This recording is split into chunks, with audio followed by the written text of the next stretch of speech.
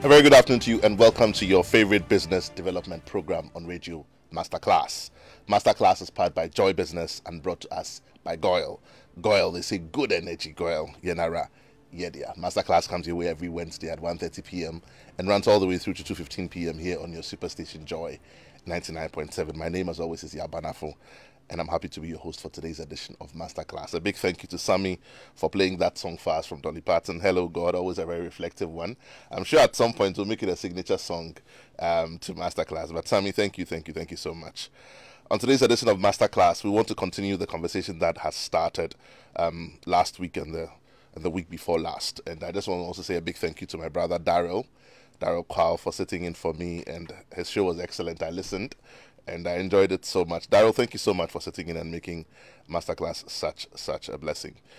That conversation continued here, and today we're talking about diversity, equity, inclusion, and belonging. And we're doing that with the CEO of Afri Consult, the person of Mr. Martin Atta-Fynn. He's been with us on the show for 2 editions already, and today we continue that conversation. But just as a quick recap, I'm sure that when he starts to talk, he will also give us a recap in his own words in terms of what he's talked about in the last couple of shows, just so that for flow of thought and for those who missed the first 2 shows, you're able to follow and also make a note. But there are 3 things that sort of stayed with me. I always like to talk about the things that I remembered, so that if there are things you also remembered, then clearly you'll be able to apply those to your business and become better for it. One of those things was very strong, and I actually put that up on my status yesterday, and I got quite a few hits. Thank you to all of those who responded. But I suppose that it sort of set us thinking. And it's simply this, that we should be looking at equity, not equality. And before I continue, let me set the context. The context is, I was having a conversation with Martin earlier. The context is one of an employer who is working with resources which are not infinite and trying to achieve a certain aim. So the context is set from an employer's perspective. And we're talking about equity, not equality. And he explains that beautifully with a slide. For those of you who want to watch us live, we're streaming live on Facebook. By all means, go there. And he's obliged us a couple of slides to be able to see this particular slide I'm referring to. But it's about 3 people looking over a fence, watching a baseball game. And they are of different heights. So in the first picture, where we talk about equality, each of these 3 people is given a crate to stand on. Naturally, the tallest person will see over the fence with or without the crate. The next tallest person will see over the fence with the crate. But the last person, even with the crate, may not be able to see over the fence. And then there's a second picture where the tallest person doesn't get a crate, but still sees over the fence. The person in the middle gets a crate and sees over the fence. And the last person gets 2 crates and sees over the fence. What are your thoughts on that? Equity, not equality. When we get interactive, I'd like to hear your thoughts on that. The second thing they talked about in that conversation, which stayed with me, was also that we should look at inclusion as a proactive behavior that makes others feel valued and respected. I've always talked on this show about Ubuntu being the fact that I am because we are. So that's where the world is going. We're looking at helping each other so that together we can achieve more. That's what the acronym TEAM stands for. Together, everyone achieves more. So that's where the whole conversation is going. Inclusion is a proactive behavior that makes others feel valued and respected. And the last thing that I also picked up was that if you do not intentionally include, then you will unintentionally exclude. And we all understand that in team dynamics, when you exclude anyone in the team, whether intentionally or unintentionally, it has its own effects in terms of the team dynamics. Today we continue in our conversation, and we're going to be looking at the focus area of integrating the DEIB short for diversity, equity, inclusion, and belonging, in our strategy as employers, as business owners, running our businesses, but managing the most important resource, which is the people. How do we include or integrate the DEIB into our strategy? We have Mr. Fynn back here with us in the studio. Uncle Martin, we're excited to continue this conversation. Certainly. I almost wish that I was sitting down watching Daryl do this. But I have to be back here, and I'm sure today Daryl gets to watch. But I think you've already shared so much with us in the first couple of weeks. Yeah. If you will, let's continue in that same light. Yes. And then talk about how we can incorporate the DEIB conversation into our strategies, as whether HR strategy, whether company strategy, whatever the direction is, as employers. How do we incorporate that entire conversation, and then you can go back and touch on some of the few points that we talked about earlier. For real. Yes. Okay, so the reason why it's important to include DIB in your strategy is that, and it has to be intentional. You have to plan for it. You have to actually be aware of it, plan for it, and make sure that it's implemented properly for you to get the results. But why do you want to do that anyway? You want to do that because you're looking at the bottom line of your organization. You're looking at results. You're looking at how people become productive. And when people feel excluded, they become less productive. And human beings, very little things make them feel like I don't belong here, so I'm not putting out my best. So you want to make sure that all of those areas are covered. As we indicated earlier on in your other programs, diversity is when you are invited to the table. So you have hired people into the organization. Inclusion is having a voice at the table. Are all of them able to do what they are expected to do? Equity is being able to speak without any barriers. Are there any barriers that are blocking them from doing what they have to do? And therefore, it's important to make sure that you remove those barriers, and not only that, help them to be part of the organization. That is when their voices are also heard, and then they also feel like they belong. I mean, there are organizations that have had super feedback from maybe those with blue collar, and that has changed the organization and brought innovation into the organization.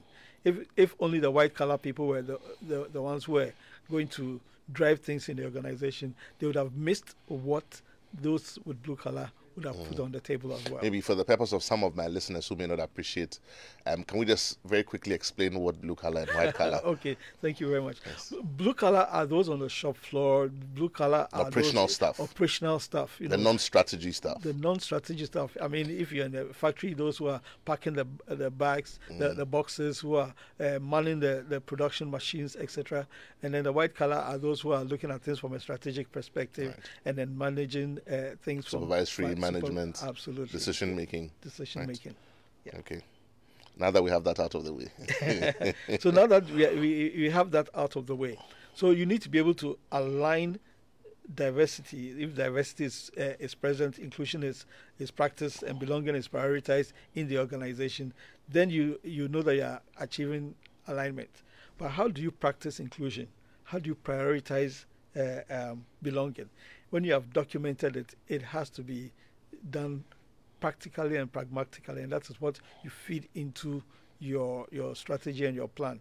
And by the way, it also has to align with the organization's, the corporate strategy.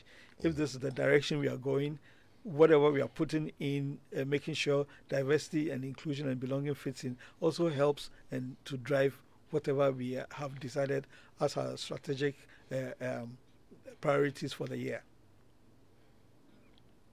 Okay. But then when you look at it, the interesting thing is a lot of the times there are other areas of DIB that we don't focus on. Last week we talked about unconscious bias, and we realized that unconscious bias is everywhere. We are all biased in one way or the other because of how we are wired, where we came from. We say that a lot of the time people say we don't have a diversity problem, but you realize that you have a talent challenge. You realize that you may have a leadership challenge, or even work allocation challenge, a professional development challenge, or recruiting challenge. All of those challenges may actually be because of the effect of not looking at DEIB in your organization. Even feedback challenge. I mean, diversity could include the different temperaments of people because they are diverse, but how does one person give feedback, and how does the other person give feedback? You even review processes within the organization, client relationship challenge, culture. We know we've spoken about that, empathy challenge, management challenge. All of these things, if you look at them, you realize that we react to some of these things unconsciously, thinking that everybody should be on the same page, but you should realize that people might not be on the same page. So what kind of support will you give people to be able to help you provide the kind of, come up with the kind of efforts that will make us successful in the organization? So unconscious bias is a bias we are unaware of. It's triggered by our brain making quick judgments, and it's our brains are hardwired to rapidly categorize things. So we are kind of programmed to prefer people who look and sound like us and who share our interests and our experiences, because that is a comfort zone for everyone. So as soon as somebody comes up, the person is different. The person is, if you remember the first session, the person is a peacock and not a penguin. then all sorts of troubles come in. And it's if you look at unconscious bias, the unconscious part is the iceberg that is below the sea. And that's the biggest part. And that's the biggest part. And that is what people don't really realize.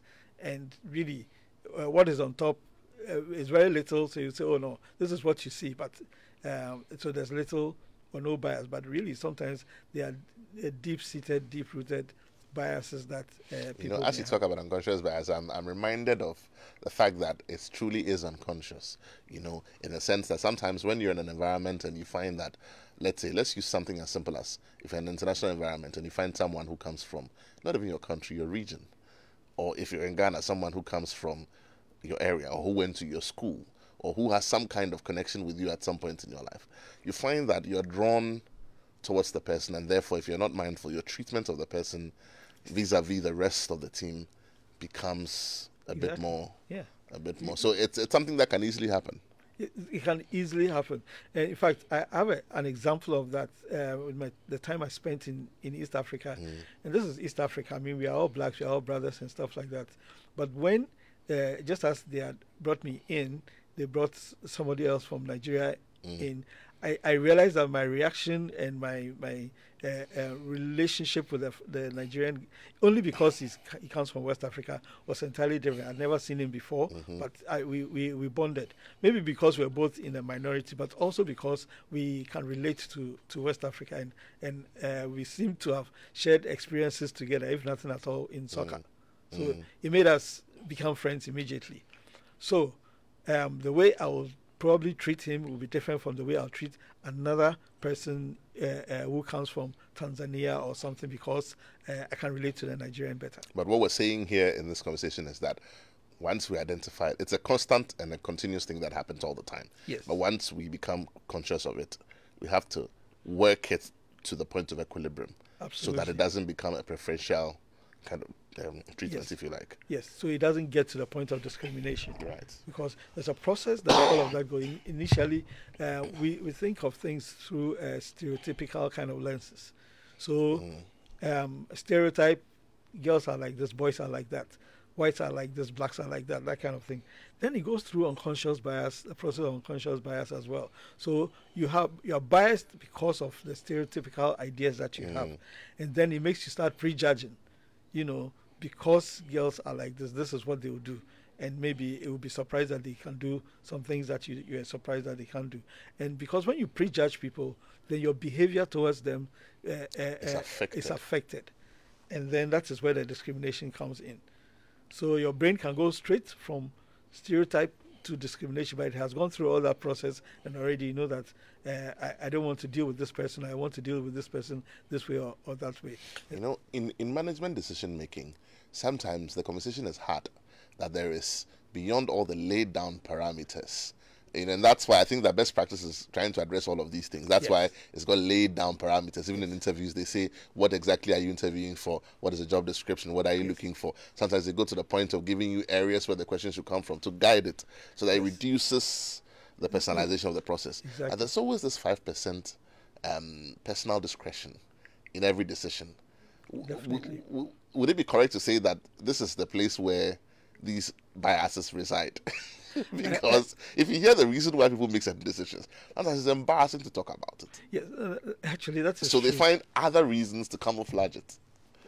And that is very true. I mean, I've sat on interview panels where you can see that the reason for selecting one person is really only because of the way the person was able to speak, or the person knows somebody, or they were using a perfume that you know. you know, it's amazing. And it creates a conversation that helps. Yeah. So yes, that room is there, but you see, what the laid down parameters should have brought you to a point where, when you are going to hire, you know that at least you have covered most of all of these grounds. So that remains only the 5% that is left. But that is also why, from the beginning, you want to include it in your strategy. Right. Because at that point, we are saying that for this kind of organization, this is what we do. This is how we do it. These are the kind of people that we want. So it is even the DNA of the people who are coming includes diversity. You are making sure that inclusion is practiced. You are making sure that there's equity. All of that is already ingrained in every step in your strategy. Then when it comes to the hiring bit, it is also already then implemented. That keeps reducing everything. So by the time you have that 5%, really, you're already full of appreciating the fact that we are a diverse organization and we want to do things. And it doesn't necessarily significantly change the bulk of the decision that's been made. Absolutely. Because the process has been guided by best practice. Absolutely. Right. There's an organization I know. The CEO comes from a certain part of this country. And you could see consistently how comfortable he is with those who come from his area. And how unconsciously. But he's also the kind of CEO who likes people who are working hard and work well and are efficient, So then you can see that he's in a certain dilemma. So what I told him that, okay, you know what, just write it down. Let's make sure that it's in your strategy. Leave the HR people to be the ones to bring people in. If your brothers, your sisters, your uncles and everything come, just tell them, the HR person would have to sort it out, etc.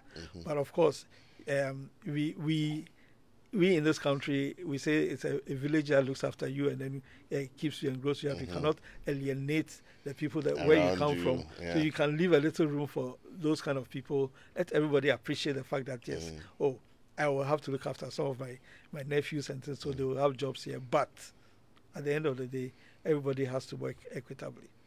I mean, I suppose that for me, reiterating the point you've just made, for our business owners, for entrepreneurs, for our managers, our CEOs, what we're saying is that try and have a laid down process for every part of your activity.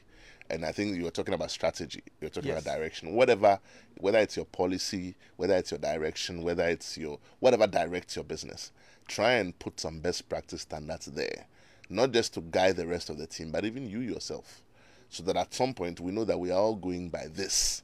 When it comes to recruitment, this is how we do it. When it comes to interviews, this is how we do it. Yes. When it comes to, it helps to deal with some of the things we're talking about. Absolutely. But I suppose that the point I want you to just address for me is that as a decision maker in your business, technical competence alone isn't enough. No.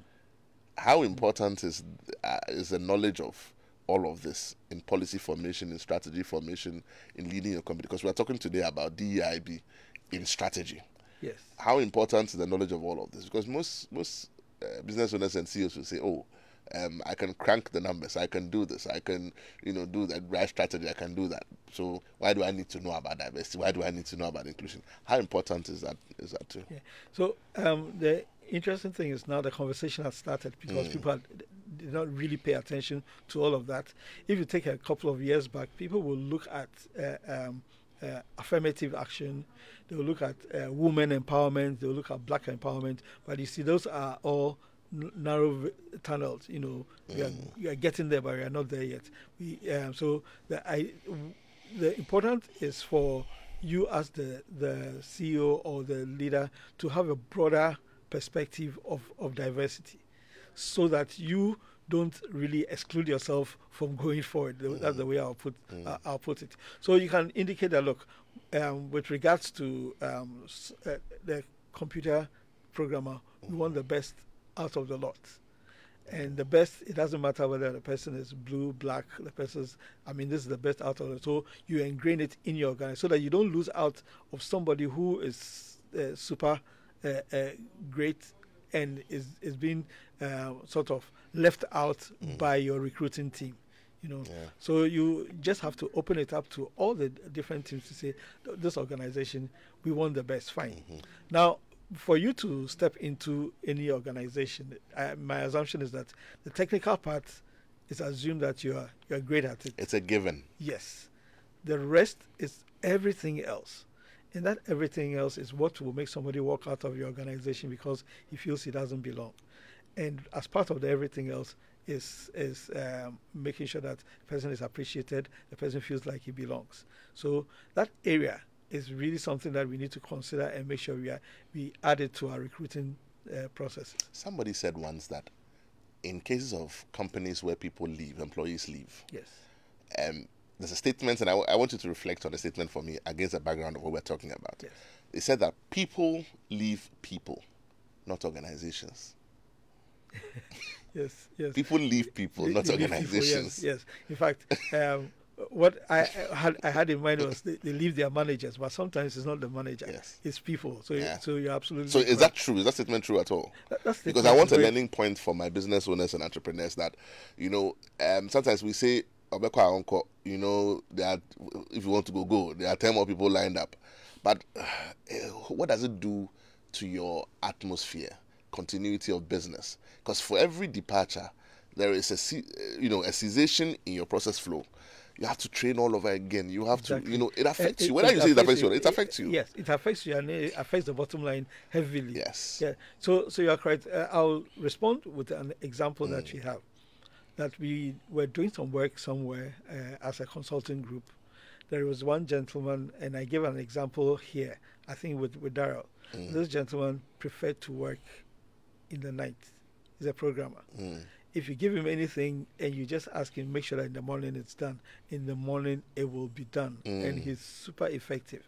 But when you push him to come and sit in the office at 8 o'clock and leave at 5 o'clock, you get zero work done. Nothing gets done. Good. So this is just a work style.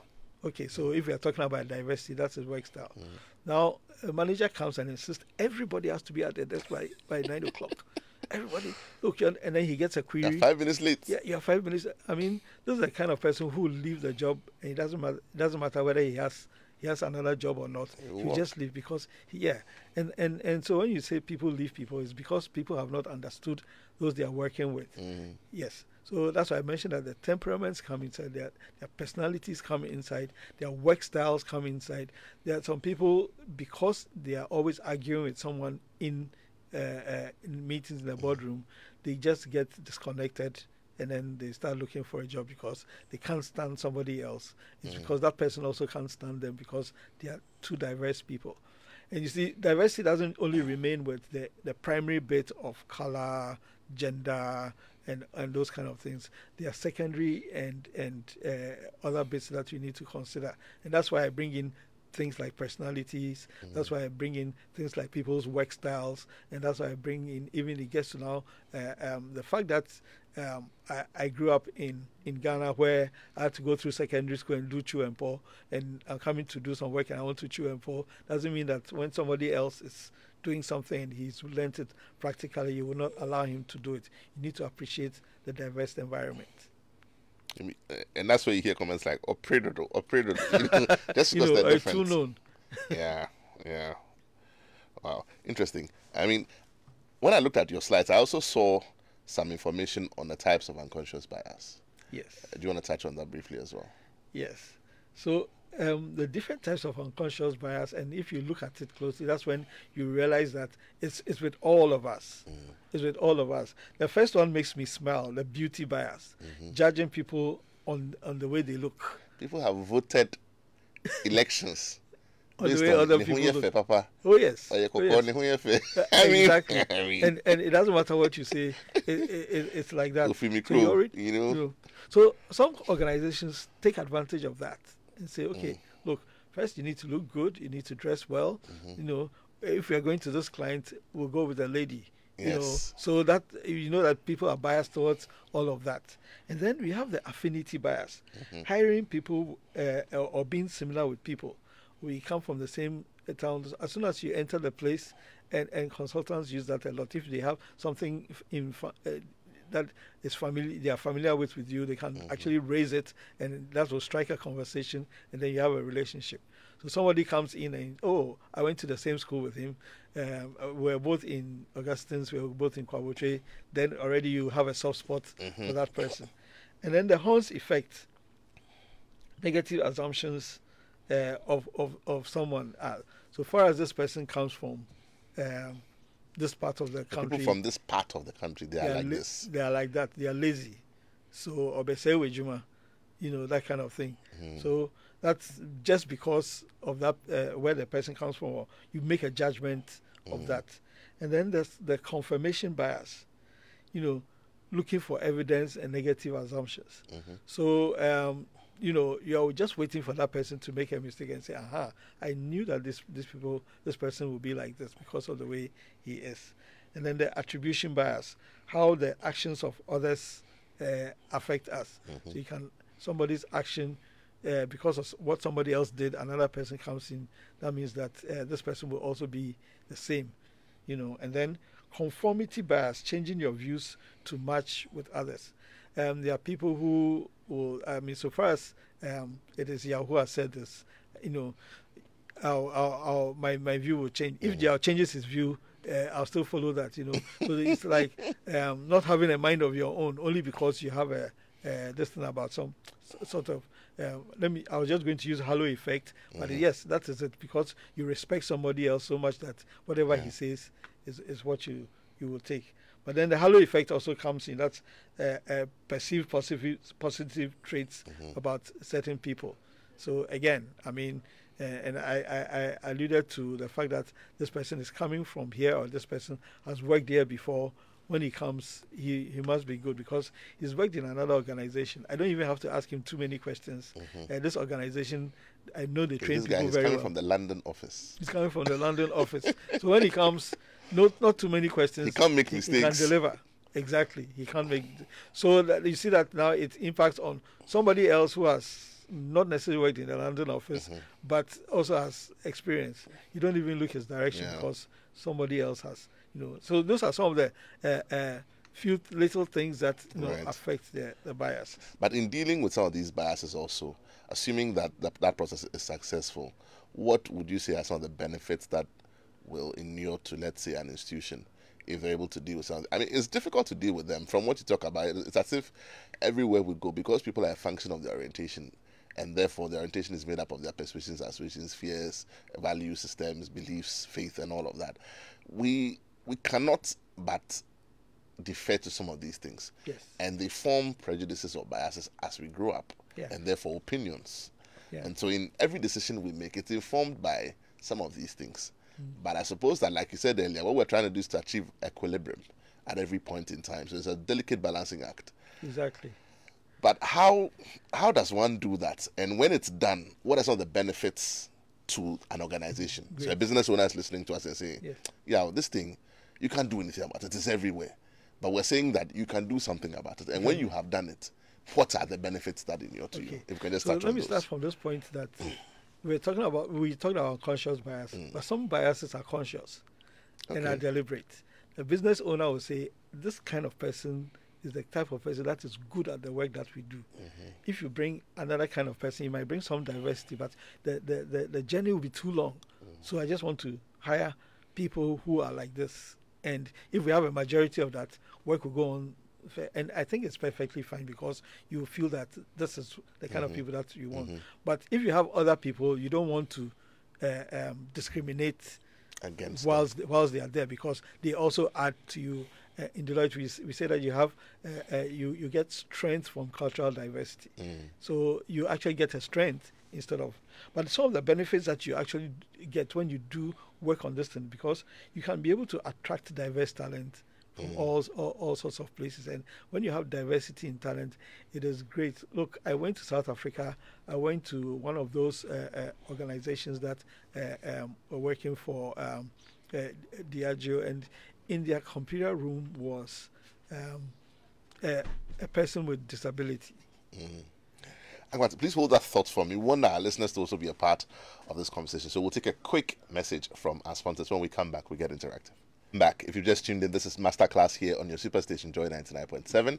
We're interactive right now. Numbers to call 0302-216-541. That's 0302-216-541. You can also send us your comments on 055-1111 Send us your comments. If you're driving, please do not text while you drive, because we definitely want you to arrive alive. But pick up that phone, give us a call. We're talking about diversity, equity, inclusion, and belonging, and how we can put that in our strategy as business owners, as entrepreneurs, be able to drive our businesses and have tolerance, achieve equilibrium in something that has almost become a delicate balancing act. Numbers to call again: 0302 216 541, or send us your comments on 055 997. Today's edition of Masterclass is brought to us by Goyle.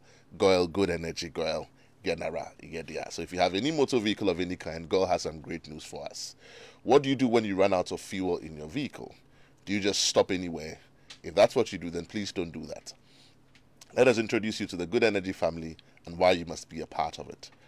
Goyle Super XP Ron 95 and Diesel XP are the best fuel quality fuels with high performance in town for your vehicle. Goyle Super XP Ron 95 is a high-grade fuel sold at the same price as normal fuel. And Goyle's Diesel XP is low in sulfur, making it eco-friendly option for your vehicle. With over 440 stations across the nation, we ask that you join the family that rewards you with a quality for an energized driving experience. Goyle, good energy. Goyle, Yenara, Yedia. Phone lines are still open. Numbers to call 0302 216 541. Otherwise, send us your comments on 055 1111997. Let's hear your thoughts. How are you running your company? How are you handling the issue of diversity, equity, inclusion, and belonging? Is that even necessary?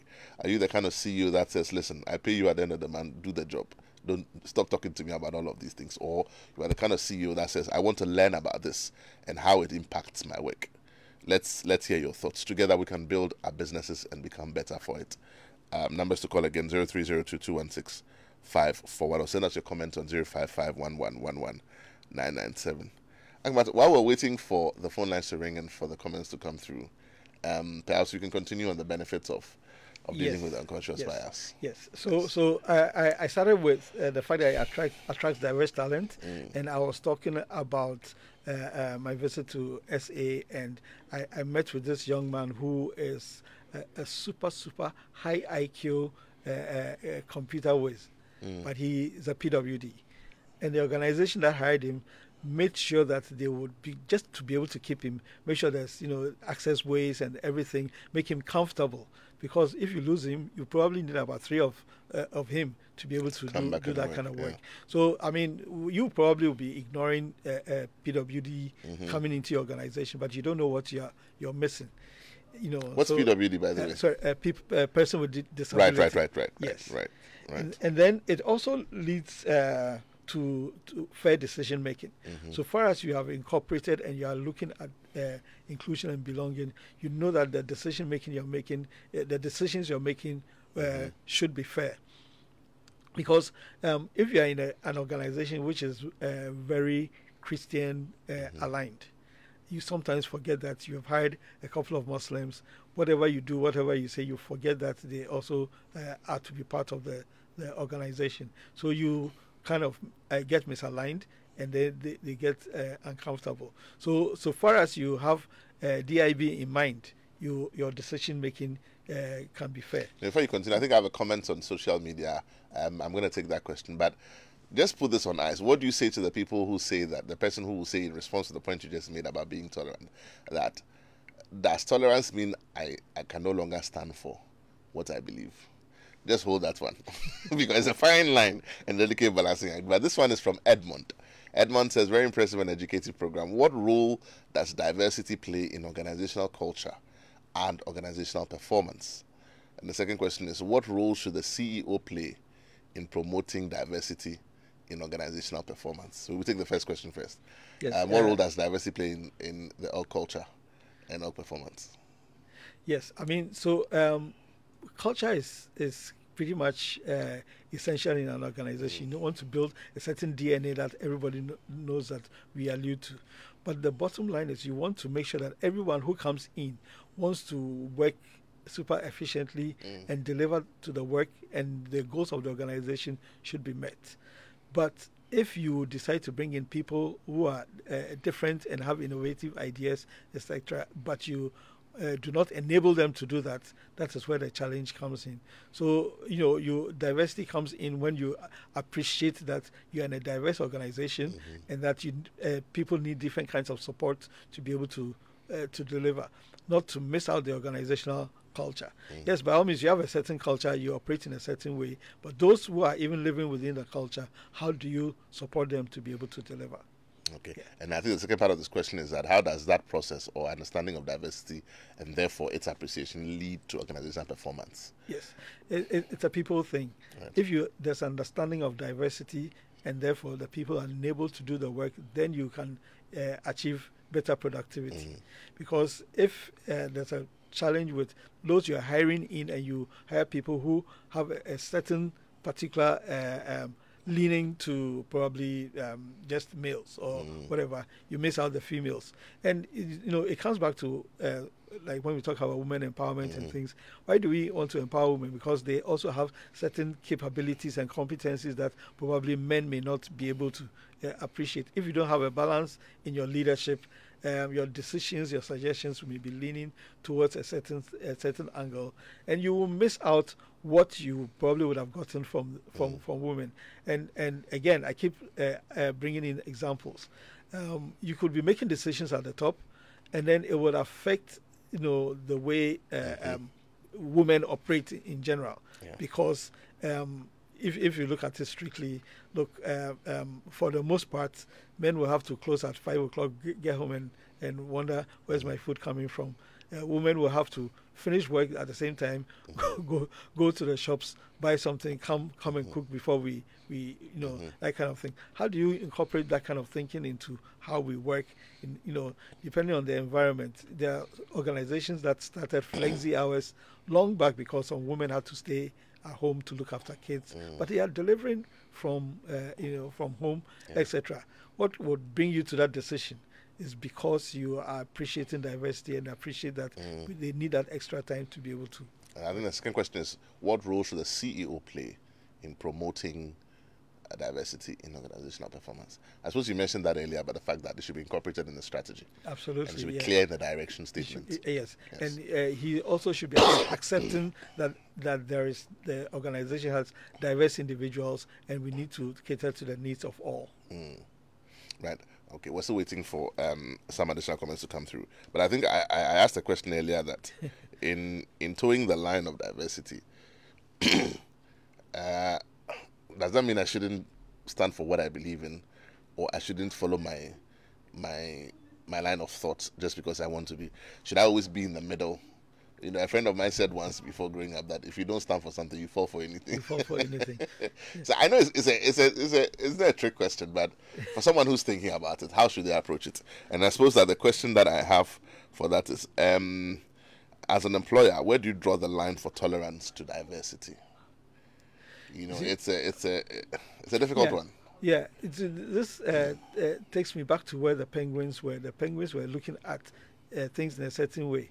When the peacock came, the peacock was more colorful, had innovative ideas, etc. And at the end of the day, what's your bottom line? Your tolerance will relate to the reason why the organization exists, and then the bottom line that you have to give. And then the fact that when you enable other people, you will get more.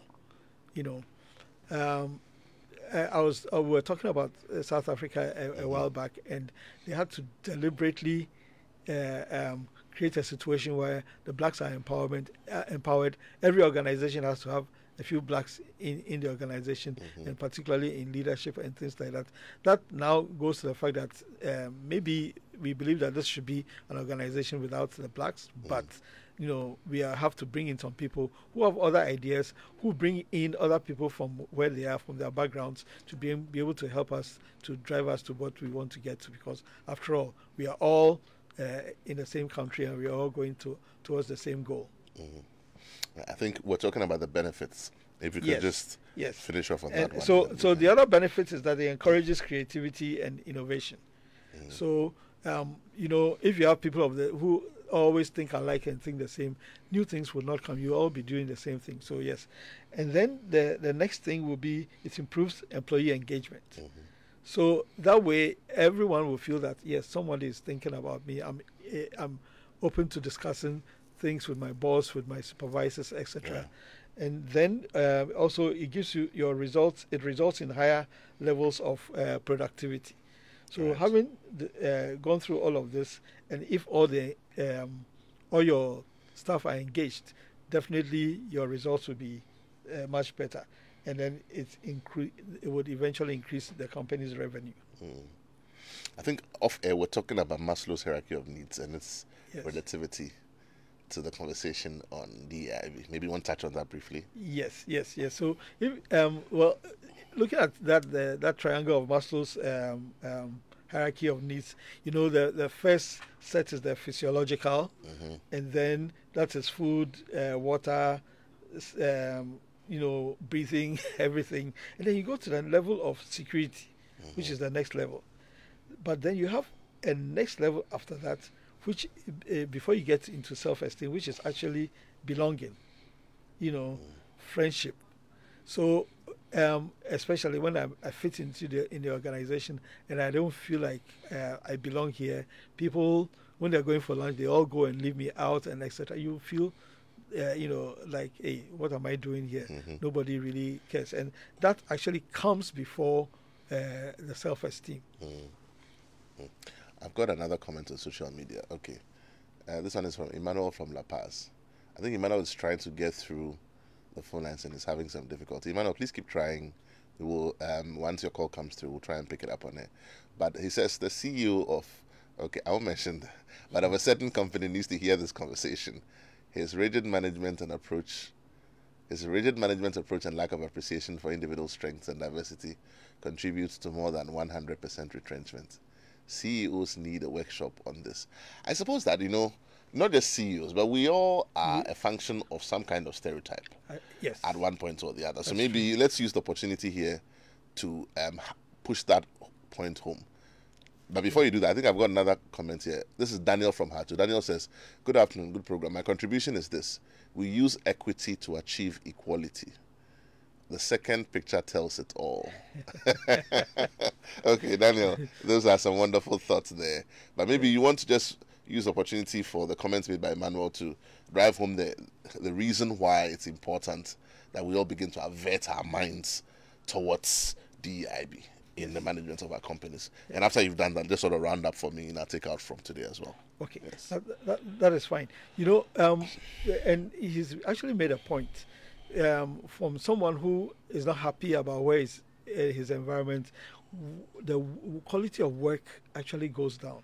The quality of work goes down when work relationship decreases, because I'm supposed to be working with you. We are not really, the chemistry is not really right, because I feel that I'm always left out in the things that I have to do. So when the work relationship decreases, you find out that the barriers to productivity will start increasing. Everything that would make me not want to work with you, I'll bring it up. And then we have just really, maybe instead of coming to your office, I'll call you on the phone, and then we'll go through whatever we have to go through. It just doesn't work. And when that happens, the informal development goes down. So you're not able to guide me to work the way I'm expected to work. The effectiveness of the tasks that you have to deliver also goes down.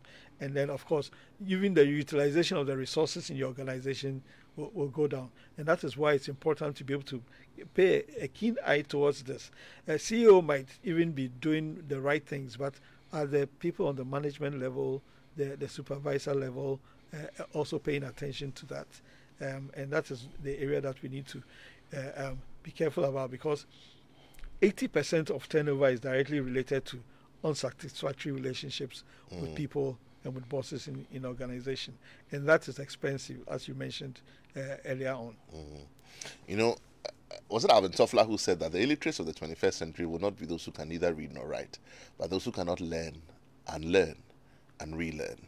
So I suppose that our message this afternoon on today's conversation is that as business owners, as entrepreneurs, as CEOs, as decision makers, the business language is changing. The terrain is changing. The conversation is now more about people. Hitherto, we had a certain kind of approach. Let us begin to avert our minds to the new ways of doing things. And by then, by doing that, we become a lot more effective.